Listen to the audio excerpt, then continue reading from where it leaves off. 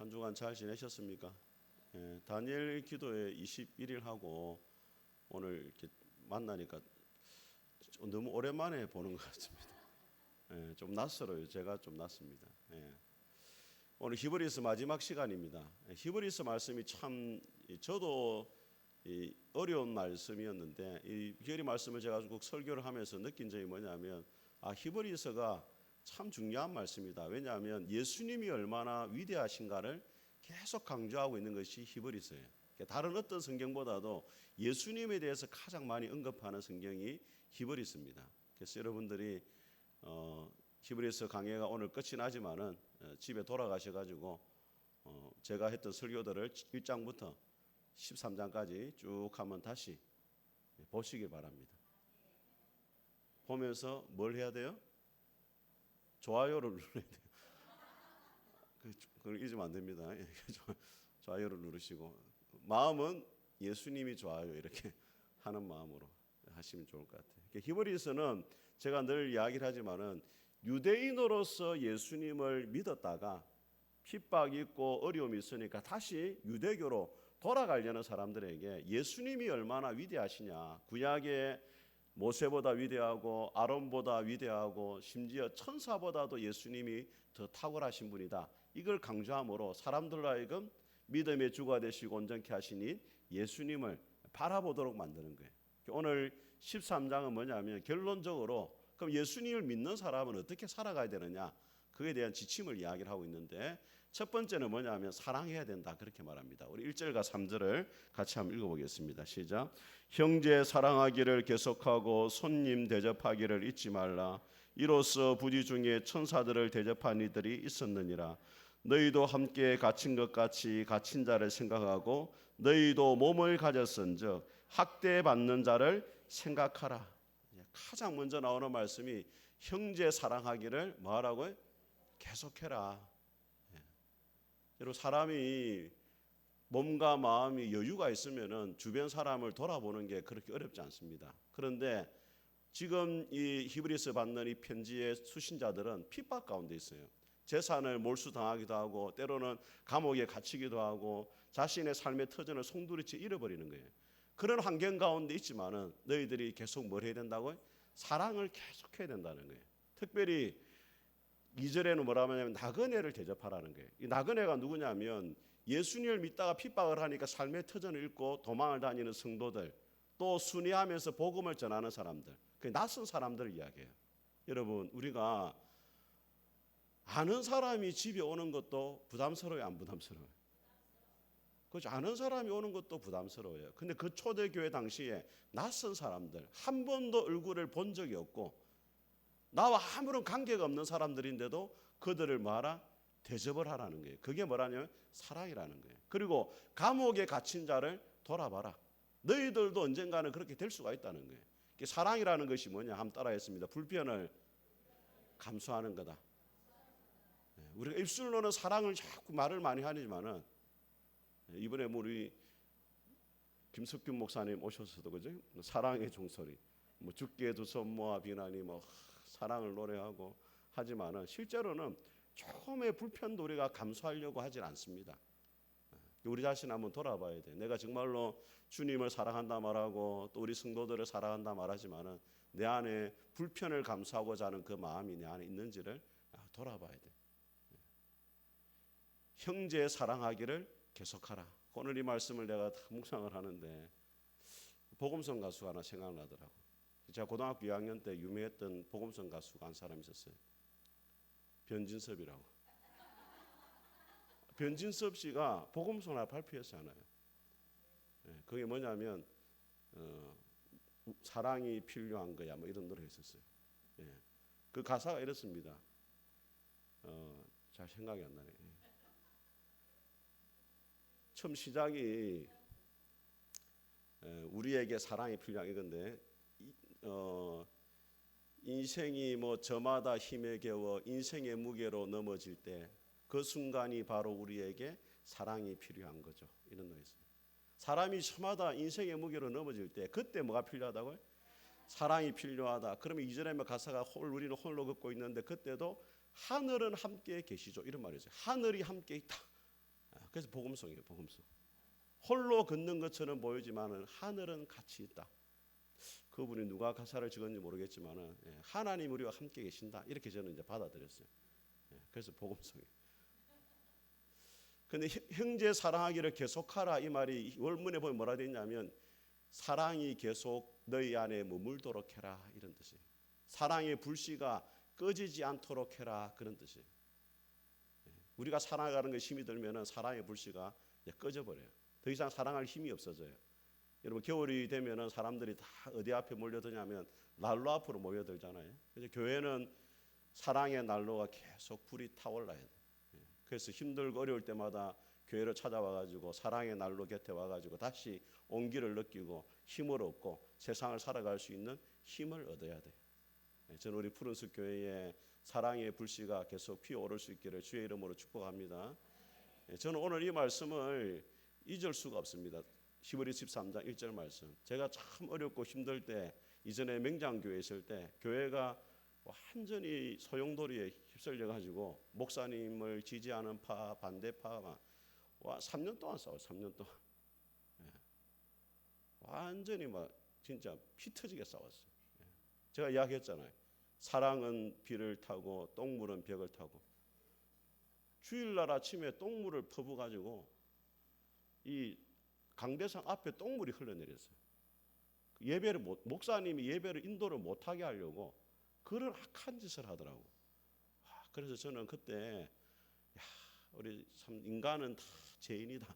성도고 예수님을 믿는다 말하고 뭐 장로고 집사고 권사지만은 다 죄인이라는 걸 알았어요. 그렇게 막 교회를 힘들게 하더라고. 그래가지고 제가 또 뭐 그 노예 주간이었는데 어떤 소문이 났냐면 김영선 강도사가 목사님을 위해서 교회에서 기도회를 열었다 이런 소문이 또 났어요. 그래가지고 한 집사님은 김영선 목사 모가지를 비틀어 버리겠다 막 이렇게. 김영선 강도사 모가지를 비틀어 버리겠다 막 이러더라고. 그 내가 너무 열이 나는 거야. 아니 뭐 내 목이 그리 쉬운 목도 아닌데 그렇게 말하니까 그래 막 전화를 했어요. 집사님 진짜 이런 소리를 하셨냐고. 했다 이라는 거야. 그분이 학원 선생님이었어요. 뭐 배우지 못한 분도 아니고 그런데도 막 그런 욕을 하고 그래가지고 수요일 예배 마치고 왔더니 그때 제 사택이 저기 산동네에 있었는데 그때 우리 조안이 임신하고 아내가 막 그럴 때였는데 집에 찾아왔더라고. 집이 어딘지도 몰라요. 말만 듣고 찾아온 거야. 문을 다 두드리는 거예요. 1층에 3개 집이 있었는데 다 문을 두드리는 거야. 안 나가려 하다가 나갔어요. 그래 나가니까 저를 막 차 안에 너 감금시켜가지고 1시간 반 동안 정신교육 시키는 거야. 그래서 너무 괴로웠어요. 그런데 그 다음 날 아침에 생명의 삶을 딱 펼쳤는데 오늘 히브리 13장 1절 말씀 형제 사랑하기를 계속해라. 그렇지만은 뭐 해야 된다? 사랑해야 된다는 거예요. 그때 제가 받았던 말씀이 요한계시록 3장의 라오디게아 교회에 대한 말씀이에요. 라오디게아 교회가 참 역겨운 교회였습니다. 토하여 내치고 됐거든요. 너희 신앙이 토하여 내치고 싶다. 근데 라오디게아 교회 주님이 뭐라 말하냐면 내가 너희를 사랑함으로 징계한다 이렇게 돼 있어요. 그래도 교회를 주님이 뭐 하신다? 사랑하신다는 거예요. 왜? 피로 값주고 사신 교회니까. 그래서 여러분들 혹시 주변에 여러분들 때로는 마음에 들지 않고 힘든 사람이 있어도 주님이 피로 값주고 사신 성도들이라 생각하고 형제 사랑하기를 뭐 해야 돼요? 계속해야 돼요. 우리는 이 동호회 모임이 아니잖아요. 우리는 뭐 해병대 전우회가 아니잖아요. 호남 향후회가 아니잖아요. 그런 사람들은 마음에 안 들면은 뭐 탈퇴해버리고 마음에 안 들면 안 보면 되지만은 교회는 그런 곳이 아니에요. 힘들고 어려워도 형제 사랑하기를 뭐 해야 된다? 계속해야 돼요. 그래야 주님이 원하시는 공동체로 세워져 갈 수가 있는 것입니다. 여러분 요한복음 12장에 보면 예수님이 가룟 유다와 그 제 아들의 발을 씻겨주기 전에 뭐라고 되어 있냐면 예수님이 세상에 있는 자기 사람을 사랑하시되 끝까지 사랑하셨다 이렇게 되어 있어요. 여러분 예수님의 사랑은 끝까지 사랑하는 거예요. 제자들이 예수님을 다 버리고 도망갔지만은 또 다른 제자들을 선택하지 않고 자기를 버리고 간 제자들을 끝까지 뭐 했다고요? 사랑했단 말이에요. 저 같으면은 12명이 도망가잖아요. 다 불합격인을 제껴놓고 12명 또 따로 선택을 하면 될 것 같아요. 근데 그렇게 하지 않았단 말이에요. 하나님이 아브라함도 마찬가지고 모세도 마찬가지고 요나도 마찬가지고 요나도 도망갔잖아요. 그런데 어떻게 했어요? 끝까지 또 불러가지고 쓰시잖아요. 여러분 하나님이 여러분을 그렇게 사랑하시는 줄 믿습니다. 여러분이 지금까지 온 게 여러분이 잘나서 온 게 아니에요. 돌아보면은 하나님이 그때마다 우리를 붙잡아가지고 끝까지 목살, 예? 목살이 아니고 목살은 삼겹살 친구고 멱살을 잡아가지고 여기까지 온 줄 믿습니다. 예, 끝까지 우리가 주님을 사랑하는 것처럼 서로 사랑할 수 있기를 주의 이름으로 축복합니다. 우리 5절 말씀 같이 한번 읽어보겠습니다. 시작. 돈을 사랑하지 말고 있는 바를 족한 줄로 알라. 그가 친히 말씀하시기를 내가 결코 너희를 버리지 아니하고 너희를 떠나지 아니하리라 하셨느니라. 자, 두 번째 우리에게 주시는 말씀이 뭐냐면 뭘 사랑하지 말아라? 돈을 사랑하지 말아라. 그렇게 이야기합니다. 여러분 사람들이 왜 돈을 사랑합니까? 돈이라는 것은 우리의 안정과 사실은 직결되는 거예요. 요즘 나이 든 사람들이 모이면은 제일 많이 하는 이야기가 뭐겠어요? 노후 이야기를 하면 노후를 어떻게 준비할 거냐 이 이야기를 계속해요. 왜? 돈이 없으면 노후가 보장이 안 되거든요. 돈이라는 것은 뭐냐면 내 미래를 보장하고 지켜준다고 딱 생각하는 거예요. 그러니까 돈에 대한 애착이 생기는 거예요. 근데 오늘 하나님께서 하시는 말씀이 뭐냐면 돈이 너희를 지켜주는 것이 아니고 하나님이 너희를 지켜주니까 하나님보다 돈을 더 사랑해서는 안 된다. 그렇게 이야기해요. 이 세상을 사랑하지 말고 이 세상을 지으신 하나님을 사랑해야 된다. 여러분 성경에 보게 되어지면은 돈을 사랑해서 하나님께 나아가지 못한 사람이 있고 돈을 통해 가지고 하나님을 숨긴 사람이 있어요. 대표적인 사람이 누구냐면 마태복음 19장에 보게 되어지면 부자 청년이 예수님께 나와서요. 주님, 내가 무엇을 해야 영생을 얻겠습니까? 그 예수님이 네가 계명을 다 지켰느냐? 어려서부터 다 지켰습니다. 그 예수님 말씀하시죠. 네 소유를 팔아서 가난한 자들에게 주고 나를 따라와라. 그러니까 청년이 어떻게 합니까? 근심하고 돌아가요. 영생을 얻고자 왔지만은 하나님보다 돈을 더 사랑하니까 결국에 영생을 얻지 못하고 떠나버려요. 그런데 누가복음 19장에 또 한 사람이 나와요. 누구냐면 삭개오입니다. 삭개오는 예수님을 만나기 전에는 수전노였어요. 돈밖에 모르는 세리였습니다. 부자였어요. 돈이 자기를 지켜줄 거라 생각했어요. 그런데 예수님 만나자마자 그가 뭐라고 결단합니까? 주님, 내 소유의 절반을 팔아서 가난한 자들에게 주고 누구 것을 빼앗았다면 4배를 갚아주겠습니다. 예수님을 만나자마자 돈을 도구로 사용해가지고 하나님을 숨기는 사람으로 변화가 되어져요.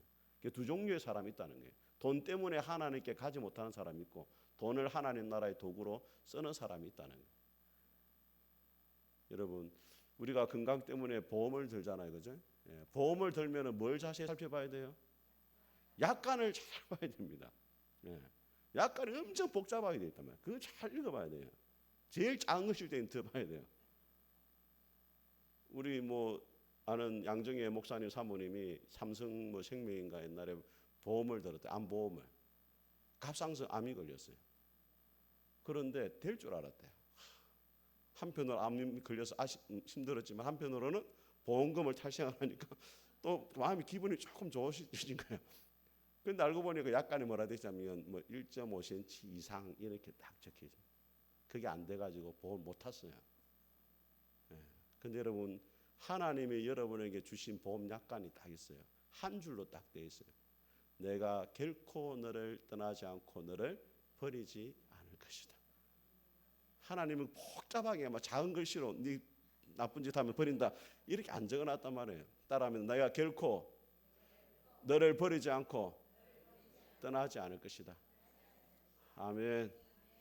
자, 세 번째로 예수님을 따라가야 된다 말씀합니다. 우리 7절과 8절 말씀 같이 읽어보겠습니다. 시작. 하나님의 말씀을 너희에게 일러주고 너희를 인도하던 자들을 생각하며 그들의 행실의 결말을 주의하여 보고 그들의 믿음을 본받으라. 예수 그리스도는 어제나 오늘이나 영원토록 동일하시니라. 자, 여러분 이 히브리서를 받는 사람들의 걱정이 뭐냐면 자신들이 있을 때 사도들이 살아있는 경우가 있었어요. 베드로, 요한, 바울 이런 사도들이 살아있을 때는 믿음을 지키기가 쉽잖아요. 왜냐하면 그 사람들이 예수님을 직접 만났기 때문에 예수님의 십자가의 죽음이 어떠하고 부활하신 예수님이 어떠하고 여러 가지 말씀을 막 전해줬어요. 근데 그 사람들이 이제 하나 둘씩 떠나는 거야. 그러니까 마음속에 저분들이 떠나도 내가 믿음을 잘 지킬 수 있겠느냐 하는 마음이 불안한 마음이 생겨요. 그 오늘 말씀이 뭐라고 말하냐면 사람들은 떠나지만은 그들의 행실을 너희들이 본받아야 되는데 중요한 것은 예수 그리스도는 어제나 오늘이나 영원토록 동일하다. 예수님은 너희를 떠나지 않는다는 거예요. 사람은 너희를 떠나지만은 주님은 결코 너희를 떠나지 않고 너희들의 삶을 계속해서 인도해 주실 것이다. 그러니까 사람들이 떠나가도 낙심하지 말고 누구를 바라보라고? 예수님을 바라봐라. 그렇게 이야기를 하는 겁니다. 여러분, 우리의 신앙생활에 제일 중요한 게 뭐냐면 예수님을 안 놓치는 거예요. 우리가 자칫 잘못하면 예수님을 놓쳐버립니다. 예배를 드려도 예수님을 놓치는 경우가 있어요. 성경을 열심히 읽어도 성경의 지식은 쌓이는데 예수님을 놓치는 경우가 있습니다. 기도를 열심히 해도 예수님을 놓치는 경우가 있어요. 대표적인 교회가 어떤 교회입니까? 라오디게아 교회. 라오디게아 교회에게 예수님이 말씀합니다. 내가 문 밖에서 두드리노니 누구든지 내 음성을 듣고 문을 열면 내가 그에게로 들어가 그로 더불어 먹고 그는 나로 더불어 먹으리라. 이거를 교회에 주셨단 말이에요. 라오디게아 교회 너희들이 예수님을 지금 어디에 세워두고 있다? 문 밖에 세워두고 있다. 신앙생활 하는 것처럼 보는 실제로 예수님께 관심이 없어요. 그거는 예수님을 놓쳐버리는 것이고 신앙의 본질을 잃어버린 거예요. 그래서 우리 자신 한번 돌아봐야 돼요. 내 안에 정말로 예수님이 마음의 중심에 자리 잡고 계시는가 그걸 한번 돌아볼 수가 있어야 돼요. 그리고 우리 9절 같이 한번 읽어보겠습니다. 시작. 여러 가지 다른 교훈에 끌리지 말라. 마음은 은혜로서 굳게 함이 아름답고 음식으로서 할 것이 아니니 음식으로 말미암아 행한 자는 유익을 얻지 못하였느니라. 자, 예수님을 붙잡아야 되는데 예수님을 붙잡지 못하게 하는 것이 뭐냐면 다른 교훈이 있다는 거예요. 다른 교훈. 다르게 말하면 이단입니다, 여러분. 여러분, 초대 교회의 대표적인 이단이 누구냐면 영지주의라는 이단이 있었고 또 하나는 뭐냐면 율법주의예요. 율법주의가 뭐냐면 예수님을 믿어야 되지만은 뭐도 지켜야 된다. 율법도 지켜야 된다. 특별히 오늘 히브리서 말씀에 먹는 것을 가지고 먹어야 되는 게 있고 먹지 말아야 되는 게 있고 이걸 가지고 자꾸 성도들을 미혹하고 예수님을 믿지만은 먹는 것을 가려 먹어야 너희들이 구원을 받는다 이렇게 주장하는 사람들이 계속 있다는 거예요. 그래서 오늘 히브리 기자가 뭐라 말하냐면 마음을 굳게 하는 것이 은혜에 있다. 하나님의 은혜를 알아가면 갈수록 너희들의 마음이 굳건해지고 은혜 위에 믿음이 바르게 서는 거지 너희들의 행위가 너희들의 마음을 지켜주는 것이 아니라는 거예요. 왜? 우리 행위는 불완전하기 때문에 하나님 말씀대로 온전히 살아갈 수 없기 때문에 행위에 우리의 구원의 근거를 두면은 날마다 흔들릴 수밖에 없어요. 그래서 우리가 한 행위가 아니고 하나님이 우리에게 하신 일을 은혜에 우리의 믿음을 세워야 된다. 따라합니다. 다른 교훈을 따라가지 말아라. 여러분 갈라디아서에 보면은 바울이 시작하자마자 뭐라 말하냐면 다른 복음을 따르는 자는 저주를 받는다 이야기예요. 여러분 에베소 교회, 빌립보 교회, 고린도 교회, 갈라디아 교회 중에 제일 문제가 많았던 교회가 어느 교회겠어요? 예? 예. 헷갈리야? 예. 고린도 교회가 문제가 제일 많았어요. 분파의 문제. 나는 아볼로파다, 베드로파다, 나는 예수파다 막 싸우고. 그 다음에 우상 숭배의 문제. 그 다음에 또 음행의 문제 있었죠. 예. 그 다음에 뭐 은사 받아가 서로 싸우는 문제 있었죠. 고린도 교회 제일 문제 많았는데도 저주를 받을지어다 안 해요. 그런데 갈라디아 교회는 이단이 들어오니까 하는 말이 다른 복음을 따라가면 뭘 받는다? 저주를 받는다. 왜? 다른 복음을 따라가면 구원을 못 받으니까. 문제가 좀 있어도 괜찮았는데 구원을 받는데 다른 복음 따라가면 구원을 못 받으니까 사도 바울이 저주를 받을지어다 이렇게 이야기해요. 그럼 여러분 다른 복음 이단을 분별할 수 있는 기준이 있어야 되잖아요. 그죠?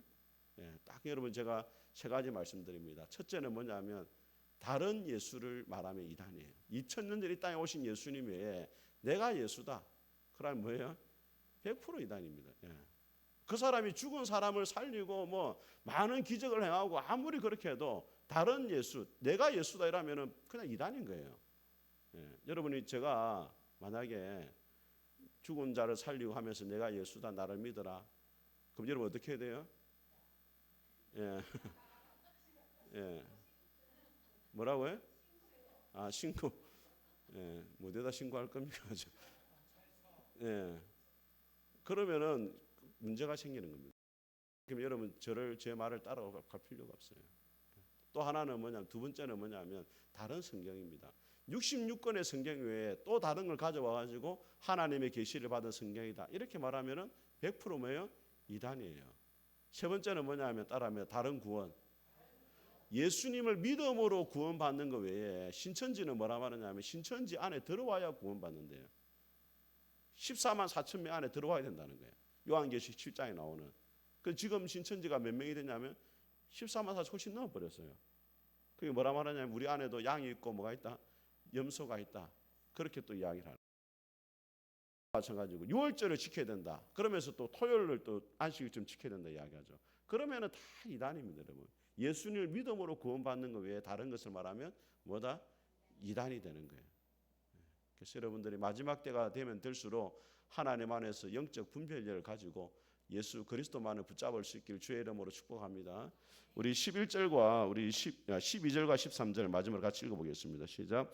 그러므로 예수도 자기 피로써 백성을 거룩하게 하려고 성문 밖에서 고난을 받으셨느니라. 그런즉 우리도 그의 치욕을 짊어지고 영문 밖으로 그에게 나아가자. 이 중요한 말씀입니다, 여러분. 이스라엘 백성들이 1년에 모든 이스라엘 백성들의 죄를 속하는 제사를 드리는 날이 무슨 날이냐면 따라합니다. 대속죄일. 대속죄일에 하는 일이 뭐냐면 염소를 잡아가지고 피를 성소 안에 가져가서 뿌리는 거예요. 이것은 뭐냐면 대신 염소가 죽음으로 죄가 속하여졌다, 이런 의미입니다. 너희들이 죽어야 되는데 누구를 대신 죽인 거예요? 염소를 대신 죽임으로 너희들의 죄가 용서받았다, 이걸 의미하는 거예요. 또 하나는 뭐냐면 이 짐승의 가죽이나 이 모든 것은 성문 밖으로 가져가서 불을 태워버려야 돼요. 이거는 뭐냐면 죄를 처리하는 거예요. 피를 가지고 성소에 들어가는 것은 죄를 속하는 의식이고, 짐승의 가죽이나 살을 태우는 것은 죄를 처리하는 거란 말이에요. 근데 이 죄를 처리하는 것은 어디서? 성 안에서가 아니고 성 밖에서 했단 말이에요. 그래서 이스라엘 백성들에게는 예루살렘 성 안이라는 것은 안전과 보호와 거룩을 의미하고 성 밖이라는 것은 저주와 심판을 말하는 거예요. 그런데 우리 예수님께서 어디에 죽으셨느냐? 예루살렘 성 안에 죽은 것이 아니고 예루살렘 성 밖에서 골고다 언덕에서 저주와 심판을 우리 대신 받으셨다는 거예요. 왜 지금 이 말을 하고 있냐면 지금 유대교에서 예수님 믿은 사람들이 다시 유대교로 돌아가려는 거예요. 예루살렘 성 안에 있는 성전의 제사와 율법을 지키는 것과 제사장이 있는 그 성 안으로 다시 돌아가고 싶은 거예요. 왜? 그거 돌아가면 안전하거든요. 핍박이 없거든. 사회생활도 안전히 할 수 있고 경제적으로도 안전된 생활을 할 수 있고, 그러니까 다시 예루살렘 성 안으로 돌아가려 하는데 돌아가서 안 된다는 거예요. 왜? 우리가 믿는 예수 그리스도가 성 안에 죽은 것이 아니고 어디서? 성 밖에서 우리를 대신해서 십자가에 죽으시고 하나님의 저주를 우리 대신 받으셨는데, 우리 역시도 예수님을 믿는 자라면 영문 밖에 계셨던 그 예수님의 길을 걸어가야 된다. 고난의 길을 우리도 같이 걸어가야 된다. 그것을 이야기를 하고 있는 것입니다. 여러분, 예수님 믿는 자의 삶은 고난이 없다, 이건 거짓말이에요, 여러분. 예수님 믿는 자의 삶에도 고난이 반드시 있습니다. 그래서 빌립보서 1장에 뭐라 말씀하냐면 하나님께서 우리에게 은혜를 주신 것은 다만 그를 믿을 뿐 아니라 고난도 함께 받기 위함이다. 예수님께서 말씀하셨죠. 세상에서 너희가 환난을 당하나 담대하라, 내가 세상을 이겼노라. 의를 위하여 핍박을 받는 자는 복이 있나니 천국이 저희 것입니다. 그래서 예수님 믿는다는 것은 뭐냐면 주님과 같이 고난의 길을 걷는 것입니다. 우리 푸른숲교회 모든 성도들이 주님이 가신 그 고난의 길 함께 걸어갈 수 있기를 주의 이름으로 축복합니다. 우리 같이 한번 우리